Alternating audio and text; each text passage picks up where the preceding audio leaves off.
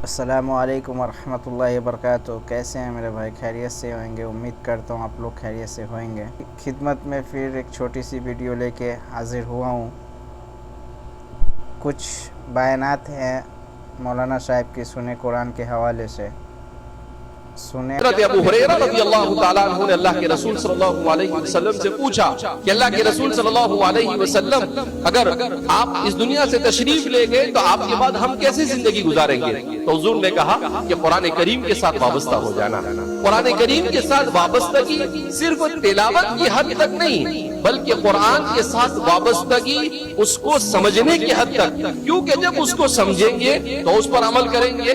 اس لیے ہمارے ہر حافظ کے پاس اور ہر عالم اور ہر مسلمان کے گھر میں کم از کم قرآن کریم کی ایک تفسیر اور قرآن کریم ترجمے والا ایک ہنر بھی ہے۔ ہم کبھی کوشش ہی نہیں کرتے۔ قرآن کریم نے وَلَقَدْ يَسَّرْنَا الْقُرْآنَ لِلذِّكْرِ کہا، تو ہمارے مفسرین نے لکھا ہے لِلذِّكْرِ کا مطلب نصیحت حاصل کرنا، نصیحت کرنا۔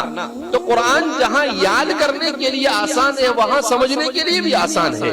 تو اس لیے ہمارے ہر گھر میں آسان ترجمہ قرآن حضرت شیخ الاسلام فقیہ الاصغر حضرت مولانا تقی عثمانی صاحب کا، جو ابھی 10-20 سال پہلے حضرت نے لکھا ہے، ہمارے اس زمانے کی رعایت کرتے ہوئے آپ قرآن کریم کا ترجمہ بھی کرتے ہیں اور مختصراً قرآن کو سمجھاتے بھی ہیں۔ اور حضرت کے والد مفتی شفیع صاحب کی معارف القرآن یہ مسلمان کے ہر گھر میں ہونی چاہیے، اور انہیں اپنے بچوں کے سامنے بھی قرآن کریم کو سمجھانے کی کوشش کرنی چاہیے۔ صرف ترجمہ نہیں پڑھنا، صرف کہ قرآن کریم بہرحال آسان ہے، مگر شاہ ولی اللہ صاحب فرماتے ہیں کہ اس کے کچھ مضامین بہت مشکل بھی ہے، لہذا اس کو تفسیر کے ساتھ، معتبر تفسیر کے ساتھ اگر پڑھا جائے تو قرآن کریم سے زیادہ اکثیر انسان کے تمام مسائل کا حل اور اس کی تمام بیماریوں کے علاج کے لیے اس سے زیادہ اکثیر اور کوئی چیز نہیں ہو سکتی۔ آج کل بہت پیچھے چلے گئے ہیں، قرآن شریف سے، نماز سے بہت پیچھے چلے گئے ہیں۔ بلکہ سنیں آپ نے، آپ صلی اللہ علیہ وسلم سے ایک صحابی رضی اللہ تعالیٰ عنہ بھی پوچھیں